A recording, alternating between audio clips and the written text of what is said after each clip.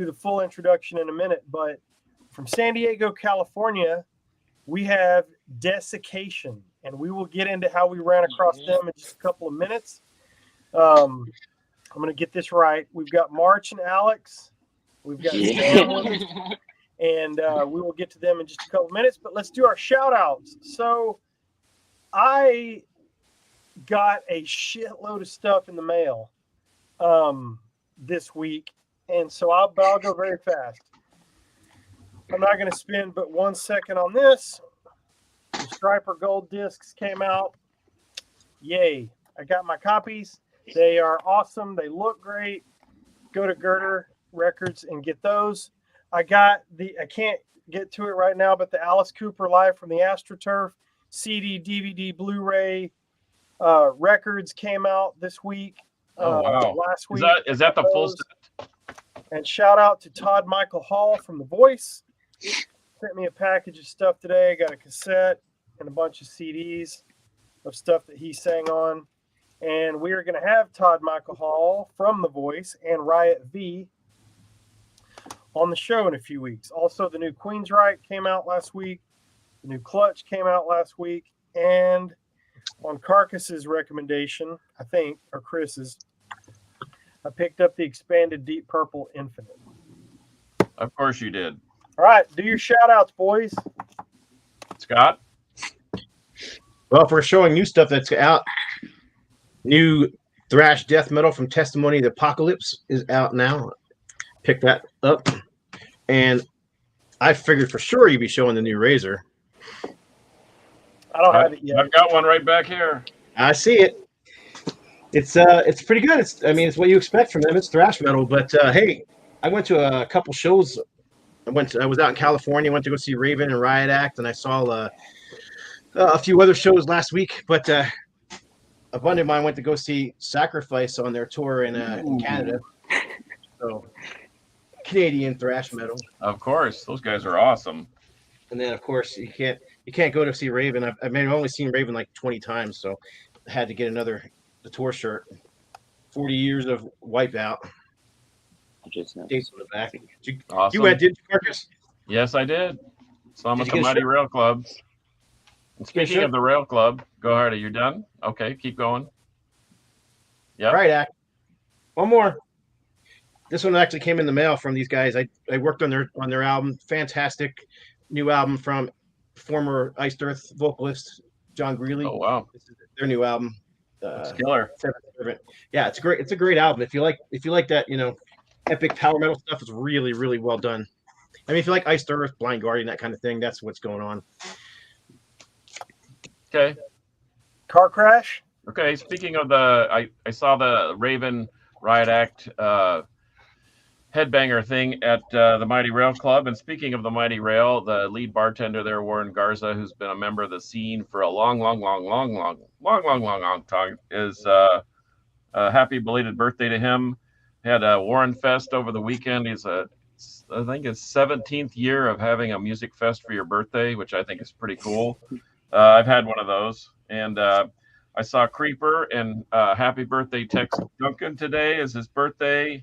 And Iron Jaw played right after them. And, of course, there's a connection there because Todd Pack used to play drums for Creeper, and now he's singing for Iron Jaw. And Spicoli, I have your Saxon T-shirts. Make me a deal. As far as new releases, I picked up the new Mortuous. It's slightly heavy. It's called Upon Desolation. The new Razor, as you can see, I actually think the new Amorphia called Lethal Dose is a little bit better as far as thrash goes. Oh, and speaking of thrash, thanks for the Misfire CD, Scott. I dig them. Also, Paul Riedel, yes. Paul Riedel from Blood Incantation put out a new ambient mixtape.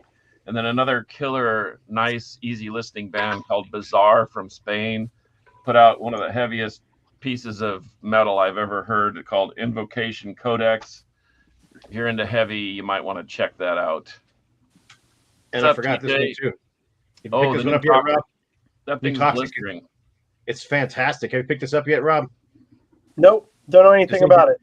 This needs to be added to your list. This is fantastic. That's right up sweet your alley. metal with I clean know about vocals. the band. I just didn't know they had a new record. Just Yep. came out. I mean, This it's seems been to be out happening. for A bunch of these weeks. old dudes putting out records, and then we got young dudes about to put out a record. So I guess Yes, we'll we get into do. that. So I have a very, very, very cool girlfriend who likes to go to heavy metal shows, and so we went to Gourd in the Heart of Texas Fest. It was a 2-day fest at the Haltham Theater down in Fort Worth, and I mean, it's just like a giant list of splatter and slam, and there just happened to be this band called Desiccation. I'd never heard of them, but we all came inside and they started to play, and we were all just our domes were completely lopped off. And after I found my head and restitched it to my body, I went over and I wanted to buy everything that they had because I thought this is just killer heavy music. And then I started looking at them, and everyone was noticing that one of the guitar players was extremely young. So as I interacted with the fellas, I got the whole story. So I'm going to let them tell the story because I think I've told the story at least twice on the show about how Mom loaded up the minivan and brought them all the way to Texas to play 30 minutes. So that rules. This is where we're just going to turn it over to you guys and let you have at it. But I was completely just knocked out with how good you guys were. So take it from there. I do want to say right off the bat, to make it more worth to Mom, it wasn't about just the 30 minutes, you know? There was so much more that went down and so much more that was involved in it. Okay. Yeah, man. Tell us the whole story. Tell us how did you get got together. Tell us how you ended up coming to Texas to play the set. Just give us everything. And describe your sound and style too, so other people can know what to expect. Well, for starters, how the band came to be was it was a product of two bands that were pretty much on hiatus because of the whole COVID bullshit and stuff like that. Like, well said. Like, a lot of the members that were in the separate bands didn't want to do stuff because they were scared of it and didn't want to be in close quarters or anything like that. So me, Alex, and our original drummer were the three who were stuck in that room. And we were like, well, I play guitar, you can do vocals, and he plays drums. Why don't we try to make something out of it? And that was around, I want to say, November of 2020. And we went through a number of bassists, I think 3 to be exact, and then we stumbled upon Sam. But it wasn't really like stumbled upon. I actually had played with him in a previous band that actually me and Alex were both in. I played guitar. It was very and Alex short-lived, played though. bass. It was probably only for like 2 weeks I played in a band of Mark, and then 8 months later I joined Desiccation. So that was in like January, I want to say, of 2021, around that time. And then Sam actually took my spot in that I band. did. Sam Yeah. replaced Alex because Alex played bass in that band. But actually, how Sam came to be in the band was we had just let our most recent bassist go, and it was the day before we were recording our EP, and I was scrambling to find a bassist that could execute our music well in a short amount of time. And I shot Sam a text and was like, hey, I need an emergency bassist. We are recording tomorrow, and then we need bass recorded the next day. Would you be down to do that? And he was like, yeah. And he learned all the material in one day and recorded it. It was actually 9 hours to be exact, because I think we started at 11:30, and he was done by 10:45, something like that. No, it was insane. He was learning in the booth, had the headphones on, Mark sitting in there with him with the guitar, and right there on the spot, Sam was like, all right, I got it. And he had it down. It was insane. Took it riff by riff, and we got it done quick. It was It was pretty badass. And then a week later, we played our first show with Sam. So is this the result of that session? Yes, Yes. that is. All the bass tracks that you hear on there was Sam in the matter of us getting to the studio to the time we left. Yeah. Okay, so just so everybody knows, this is Desiccation, Psychopathic, Impalement, and it's got 5 songs, and they will all crush your skull, and it will kill posers dead. I'm going to put the link in the comments right now Okay. to the Bandcamp. Yeah. I guess And so, right? Alex, keep leaning into the mic because I can hear everybody. But you're doing, good story. You're doing great. Just lean into the mic a little bit, and we'll be all good. So, keep going. Well, how we got put on the Gourd bill was Skylar. He from Riedel. He actually hit us up. Let's say in January. I forgot what happened, but we didn't get on the bill immediately. I don't remember exactly what it was, but something made it to where we weren't able to get on it for some reason. And then about 4 or 5 months later, I think it was May, so 4 months, we got another text from him, and he was like, what would it take to get you guys to come all the way to Texas? And we were like, gas money, and we'll be there. So you basically played for gas money? Yeah. Pretty much. Yeah. So Been that way there, we could done just be that. a part of it. And less. Well, that's awesome. So leading up to that, where did this come into play? Because this is like a 2-song promo. Obviously, something you recorded right before you came to the show. So the promo is actually a rehearsal demo. Like, there's no we didn't do studio time or anything like that for it. I'm sure you can hear that in the quality of it, but that promo was recorded with 2 iPhones in our rehearsal room, and then we mixed those 2 tracks and put it on a CD. I will tell you that it sounds pretty good. I mean, Thank you. I mean, there's a little fall off from this thing, but not much. And so that's why I can't wait to hear the new studio tracks. So that was one reason why we wanted to bring that promo out when we did, was because it's only 2 songs and it kind of sounds like shit. But we wanted to showcase that we're still in a progressive movement, because I'm pretty sure you can hear, like you said, it sounds like Desiccation still, like you hear the similarities, but there's still some progress going on. Yeah, right. From the promo, or from the EP to the promo, Left of the Trogs, the second song on the promo, was actually written a week after the EP was recorded. So in between the recording and that first show we played, we had some downtime because we were all really fresh on the songs from just recording it. So we were just messing around in the room and came up with a few different sections, and we're like, we could turn this into a song, and it ended up being a really powerful, gnarly song that we all really love. And just, I don't know, that song gets us going when we're on stage, and that's the one where after that we're like, all right, we're comfortable. We're ready to throw down and destroy shit, kind of thing.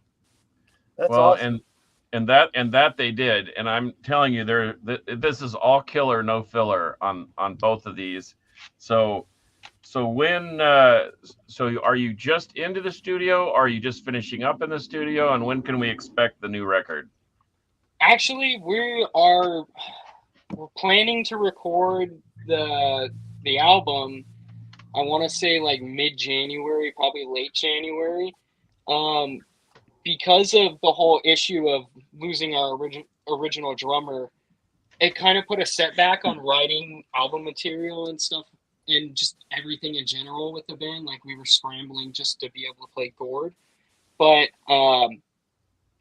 we have a new drummer now, and he's making really good progress. He's getting the songs down good. We have, how many more, Sam? 2 more to write, 3 more to write? One more to finish, and then 2 more to fully write.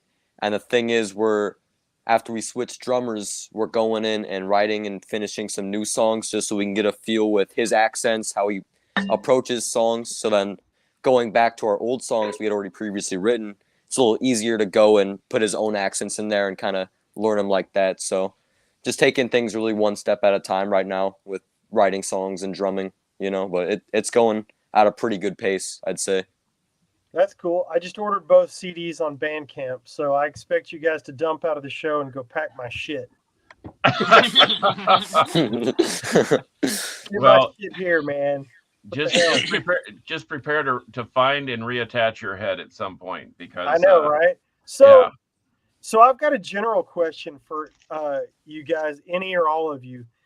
So I don't know how old you guys are. I know that you're either just out of high school and maybe 1 or 2 of the guys are in high school, but how did you get into metal, and specifically the brutal style of stuff that you guys are doing? Tell me about that path musically. Well, for me and my brother Todd, who's the other guitarist, he's the youngest one in the band. We got into metal because of our parents. My mom and my dad were metalheads. At a very, very early age, I remember Pantera, Sepultura, Megadeth, Metallica, Ozzy, Iron Maiden, Judas Priest, Dio, all of that. All of that was always playing in my house. And, as you get older, you crave something a little heavier. So when I hit about 15, I was like, there's got to be something gnarlier than thrash metal. There's got to be something heavier than that. And I knew who Cannibal Corpse was and stuff like that because of movies like Ace Ventura and just and those little things. But I finally dove into death metal when I was about 15. And me and him have been friends since we were 11. Yeah. And when I got into that stuff, I was like, dude, check this out. This shit is gnarly, man. And he fell down the rabbit hole as well. But the brutal stuff for us is me and Alex have only been listening to it and doing this for about 2-3 years now. I'd give it a 3. Yeah. The brutal aspect of death metal is still a relatively new thing to us. We're not super seasoned in the genre, but we've been doing it for a decent amount of time now to feel that we're getting comfortable with our sound and getting comfortable with what we're doing. Well, it's definitely an old early 90s sound. So you've captured it in a bottle already, which is pretty cool. And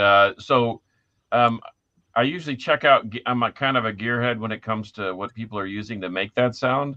And so maybe just describe in brief kind of some of the stuff that you're using. Or I noticed you're not using 9-string guitars and whatever. You're using just regular guitars kind of plugged into a stack. So tell us just briefly, how do you get that sound? Well, basically my sound is loosely based off of Terrence Hobbs from Suffocation. He is one of my biggest influences. I love the riffage. I love his leads, all of it. And he plays a 6505 plus. And when I was looking at a new rig and wanting to get better equipment, I was like, I want that sound. I want that gnarly sizzle, that crunch, all of it. So it just was a no-brainer for me. It was like, I have to get a PV. So I play a PV 6505 plus matched with a Boss NS2 noise suppressor to get rid of all that feedback. And then to give it more low end and more crunch, I use a Maxon distortion pedal. Cool. Now I know there's tricks to the trade about vocals, because that was definitely a very mature sound. So Thank you. Any tricks to the trade? I know that I had read somewhere where some woman had trained Randy Blythe how to sing more from his chest and diaphragm than just from his throat. Do you try any of those tricks too, or? See, when we started this band, that's when I started doing death metal vocals. It was one of those things where we're chilling in the room and they're like, just do it. Like, you can do it. Let's go. And so, like, my vocals are on a constant, like, I want to get deeper. I want to get deeper. I want to get deeper. I want to get deeper. And it's kind of just been my own playing with my mouth shape, playing with how I use my throat for distortion and whatnot.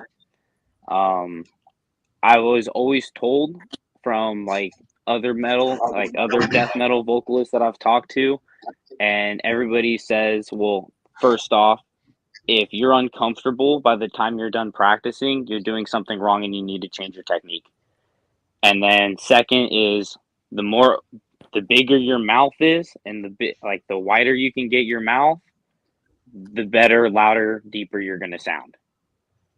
So those are the tips I can give you. Is if they hurt, don't do it, and open your mouth. Cool. Hey, But, Sam, welcome back. yeah. We're Sorry, talking my about phone just gear. crashed a little bit Yeah. right there. That's okay. We're talking about gear.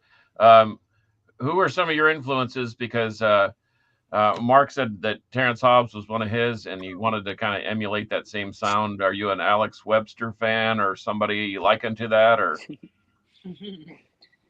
Oh yeah, totally Alex Webster. That was a lot of beginning playing death metal bass for me, but it really started with Geddy Lee from Rush. Just the pick attack and just how he approaches just playing it's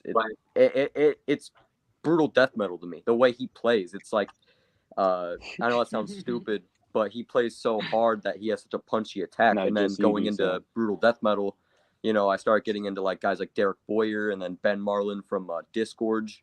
So, you know, I just try to base my style off of just that punchy, you know, kind of clean, distorted sound. It's something I really go for. But I just run one pedal. It's a Dark Glass B7K. It pretty much does everything I need, just lacks a little bit of compression. So it's definitely rooted in just playing really hard, my play style. You know, all the bass gods like Derek Boyer, Alex Webster. Yeah, I take big influence from a lot of those guys. cool. Scott, you got anything? I'm just know listening along. we're out of writing your things wheelhouse. We're a little out of your wheelhouse there. I guess I'm the heavy one, and the other two are the spectrum pushes towards the light. I go more towards the dark end of the spectrum. But anyway, We did pick up the unreadable logo for you today. What's that? Oh yeah. Well, we got two unreadable logos, although I know that says deteriorate, and I think the other one says malignancy. But I digress. Yeah, that's what's up. What does yours say? Does anybody know? I can't see Anybody? it well enough. Sam, what does Yeah, your shirt Sam. say? No, It's horde. Is that more something. of Furum? It surely is. Sam, ding for the win. Mortiferum, yes. I was going to say Altar of Decay if that was going to be my hint, but anyway, Sam got it. But look, Mark had to copy me today. Yeah, he's got the same artwork tattooed on his leg. Oh wow, cool. Well, so after you, I mean, what are your plans? I mean, we know you're going to go in and record an album and put that out. Obviously, you're going to want to play as much as possible. So if somebody that's listening right now wants to hear you play, what are the plans and where do they have to go? Well, as of right now, because we're still in like album writing mode, we're kind of on hiatus a little bit. Like we don't have any shows planned up and we don't have any big things coming right now. Our biggest focus is just writing the best material we can. No filler, nothing, like none of that. We just want to put out the best solid record that the four of us can. That is our main goal right now. That is our main focus. So cool. if we just happen to be in San Diego, could we come by the practice room and listen to you practice or jam out? Or of course, we like to do that too. Our jam room is an open door. Cool. If you listen to the same kind of music as us and we get along with you, you're more than welcome. Sam disappeared again. Sam's gone. Please tell me that you guys will be at Metal Swap Meet this weekend and do some networking. No.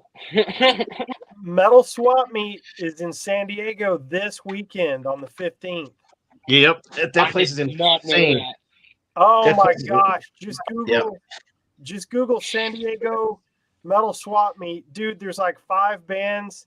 When I was out there 2 or 3 summers ago, the singer of Cattle Decap shopped my record booth.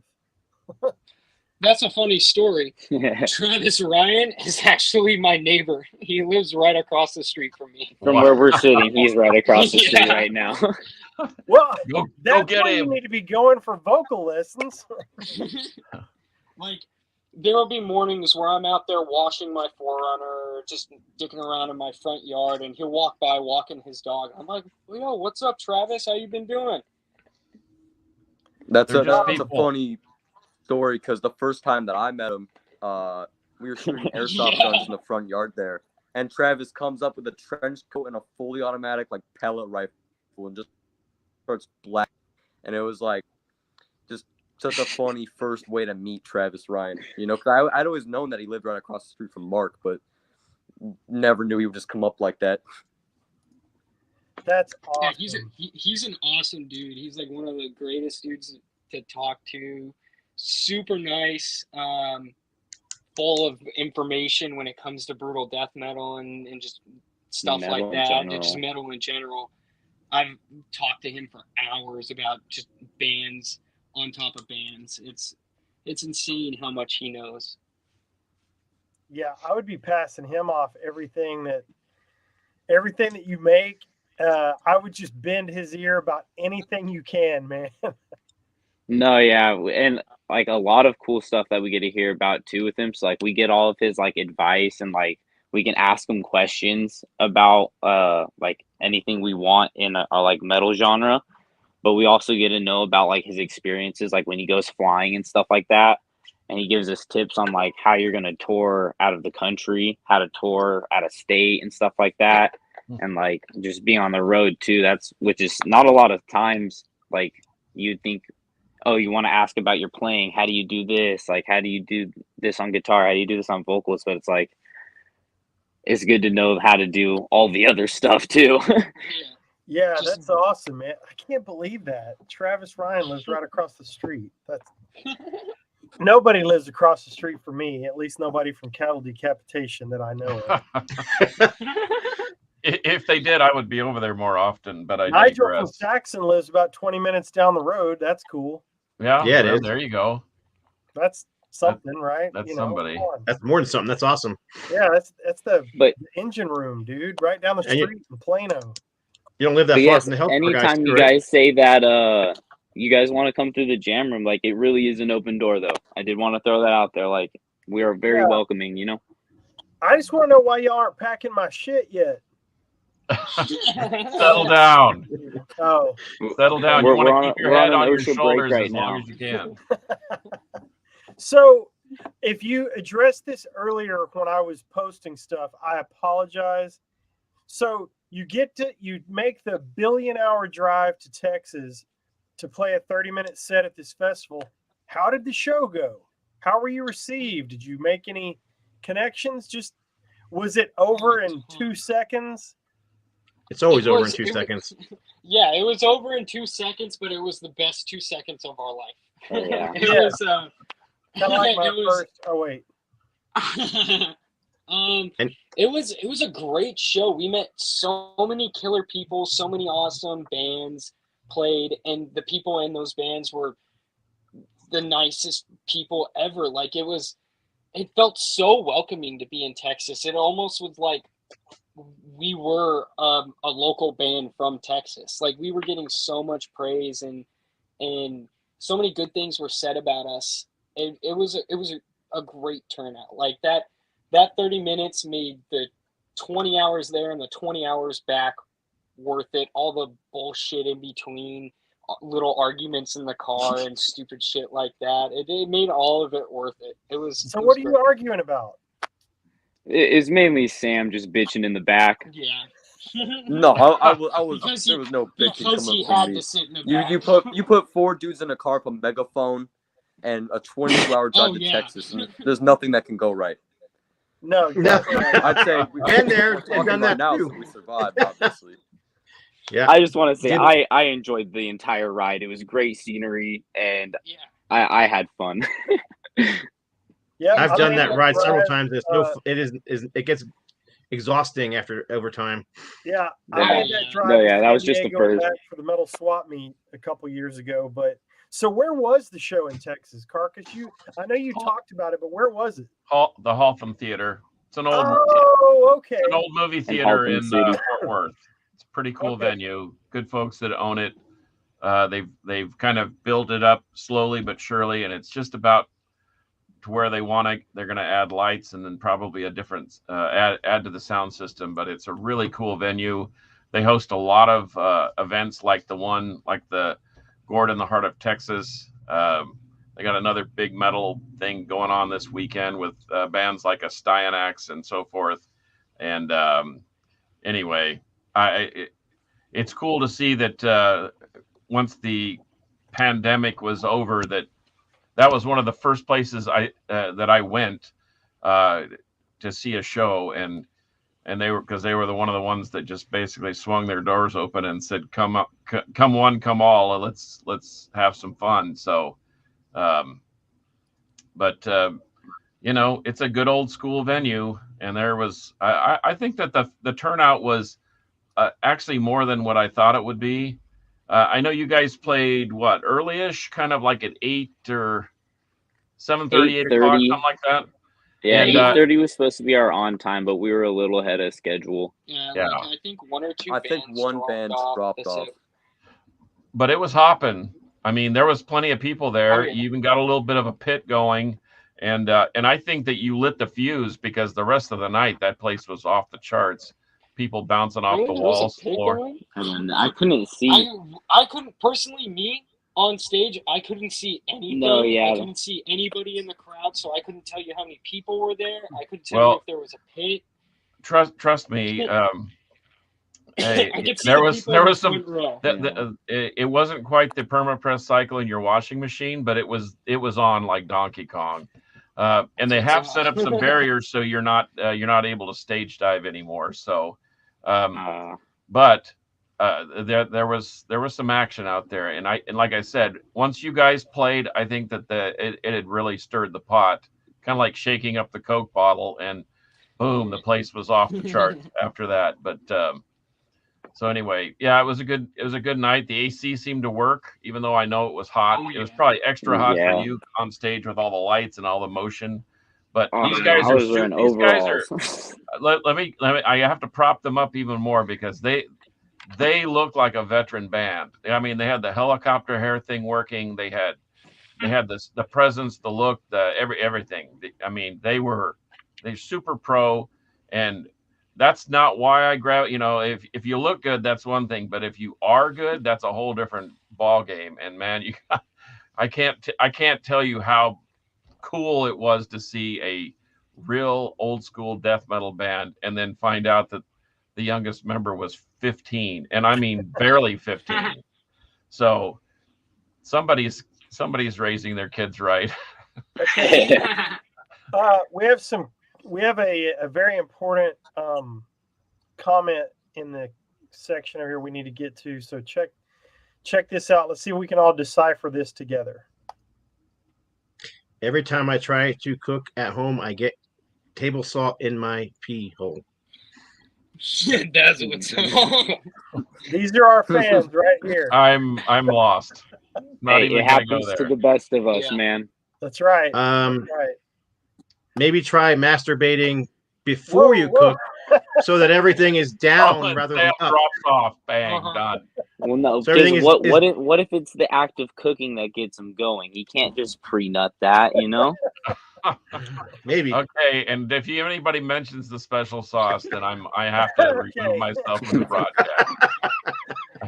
Hey, don't get the man. hamburger helper, bro. All right, we just went to a really bad place. Yep, there's Mark, Mark Fields Fields. from Siege chiming in. Okay, let's change the motion of this action Yeah. here. What is TJ Lewis saying? What's that? First TJ directing Lewis. ball was there and the AC went out, I heard. Oh. Yeah. Well, it's an old building and they've had problems with that with the AC. Hey, I merch mean, table was our right merch under table the spot AC. was No, perfect yeah. because we were right under the AC.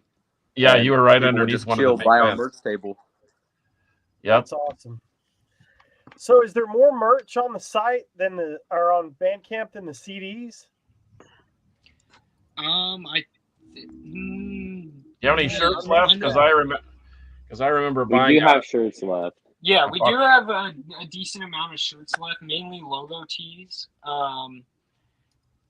For CDs, I think we still have like around 50 or 60, something like that. Going back, But that's just the EP CDs. Yeah, those are just EPs. We actually sold out of our promos at Gord. this one's sold out, Yeah. but this one's Dang. still available. Yeah, Yes. we have a ton of those. Well, I even have been dieting down so I can fit into that shirt because I bought the next size smaller just because I wanted to support you, and because I want to pimp the band, of course. But Appreciate that. That's what's up. but anyway, fellas, cool. Yeah, you guys stick with us, man. I'm gonna get. Yeah. Let's see. How many shows have you guys played so far? Was that one of your first or? That was the first festival we've ever Yeah, played. that was the first big festival like that we've ever experienced or played or anything. I think it was like 6 shows beforehand. No, that was our 6th show. Oh. wow, I think. And you Wow. drove to Texas. Wow. Very cool. that's Very cool. amazing. Once again, I can't speak to they were tight as a $2 watch, and they were awesome. I can't believe that was your show. It was one of the best stages we've ever played on.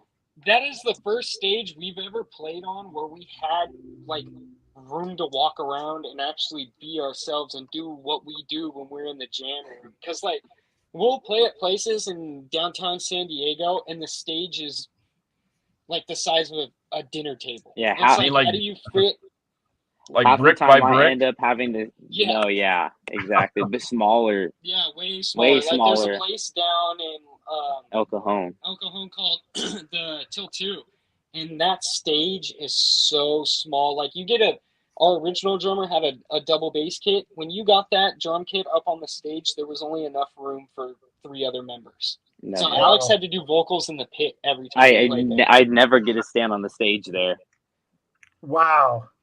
So like That's going to cool. Texas, it was like I was like, yeah, I get to move around and do shit. Have you got any Been video? there and done that too. The crazy part is we had never played with a really brutal death metal bands before Texas. It's always been, more bands of the old school death metal category. So to play with bands like Brodekin and Malignancy was such a huge thing for us, and to meet them because we fit in with that sound and we're so influenced by it. So it's a real step in the right direction because I love playing with all different kinds of bands just because you get to meet so many different kinds of people.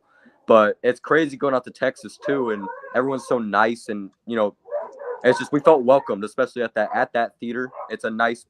I just like how it's laid out. Really, I like how the whole theater's laid out, even though it's old school. It's nice. I loved being there. Yeah, that's awesome.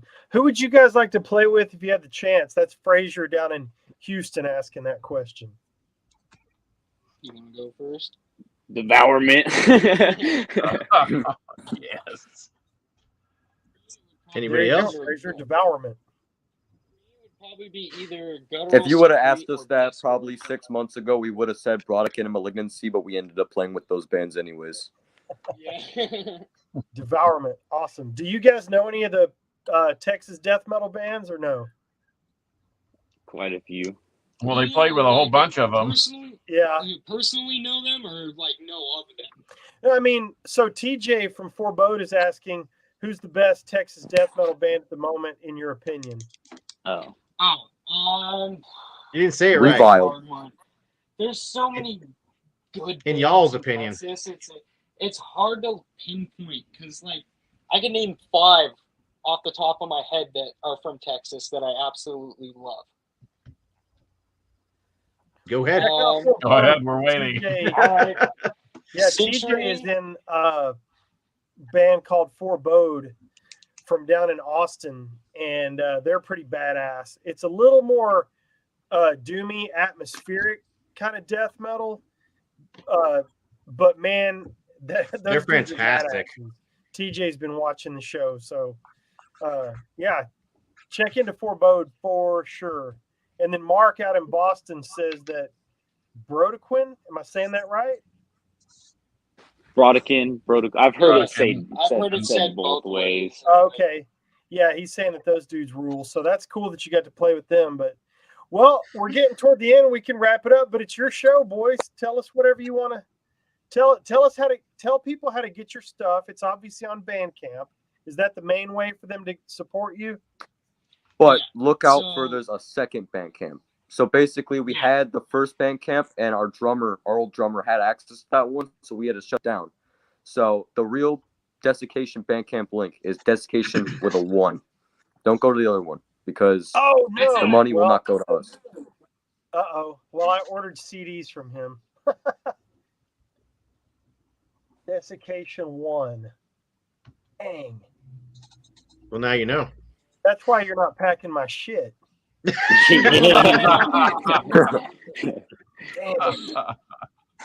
Freaking Rob lying, saying he's ordering our stuff and lying. He didn't send us any money. I did. I'll send you the receipt.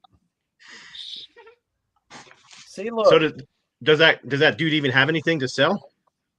At the moment, no. We got all the stock and everything from him before that. It was just a situation where shit got lost in between dividing everything up, and there were certain accounts that we had no way of like getting around, getting him out of it, and making it right. Still using the same account and stuff like that. So like our YouTube account, our PayPal, our Bandcamp, a couple other things. We all had to restart from scratch, unfortunately, in that split. That sucks. Yeah. Well, now I guess I'll go to PayPal and see if I can't get that refunded. I want you guys to have the money. I know you guys. I don't know that other guy. He doesn't have anything to say. Laughing at me. Thanks, Fraser. Right, I appreciate your support. Cool. Well, you guys definitely stay in touch with us. Let us know how the EP goes. I happen to know a mastering engineer, so don't pay for mastering. I know one too. He's fantastic. Hit your boy up. I will take care of you. I'll be happy to. I just finished up some stuff. I did what all have we worked on? Scott's got a label, and I've been doing mastering for 25 years. We just worked on Madras, Coroner, King's X, Nevermore. I mean, Avenger of Blood, all kinds of stuff. So we did leave one other way out to obtain our merch or CDs or anything like that. Brutal Mind. If you want our merch, you can also order it from Brutal Mind. And then, yeah, that's it, actually. Brutal Mind and our Bandcamp. Those are the main ways to support us. And it's desiccation1.bandcamp.com. Yes. Okay, cool. I'm on the right one now. I wish I'd asked that like 30 minutes ago. Oh, well. I saved you a headache. Cool. Well, thank you guys for being on. Any parting shots before we head out? Thank you for having us, man. Yeah, thanks for having us. Yeah, man. Anytime. Let me get the banners down here. I'm going to do this the right way this time. So we always end the show with the metal horns saying metal will prevail. And we very much appreciate you guys being on the show. We very looking much forward to hearing the driving all the way to Texas to play a 30-minute set. That is metal. Yep. I do have one question. You guys have seen Spinal Tap, right? Yeah, I've seen that movie. It's been a while, but I've seen that. Yeah, I'm looking forward to when you guys have been out for a while and have done, 100, 200 shows and hearing the Spinal Tap Road stories, because those are always fun. Yes, for sure. So All right, boys. Well, here we go. For episode 153, I am Metal Rob. You can follow me on Instagram at I am Metal Rob. You can find Scott Waters on YouTube by just simply searching Scott Waters. You can find the Carcass on Facebook now, again, and also on Instagram at Carcass John Art. And you can find the Desiccation guys, desiccation1.bandcamp.com. So not only I posted the wrong link in the I'm going to fix that right now. Watch this. So the link I posted before, forget that. Hang on. I can fix this. This is professionalism. This Yeah, is. this is Yeah, hey, this is how we roll, dude. We said we were unrehearsed, and we don't try to be unprofessional. We just are. unprofessional, unprepared, but usually what ends I'll up be working. damned if I don't get the right link up for you guys. That's going to drive me crazy. So here is the actual link to get to Desiccation merch. Woo! All right, boys. Yes. Signing out for episode 153. Until next time, Metal. Metal. Oh yeah. prevail. Prevail. And I'm gonna try Oh, to- yeah. He leaves us hanging, looking stupid.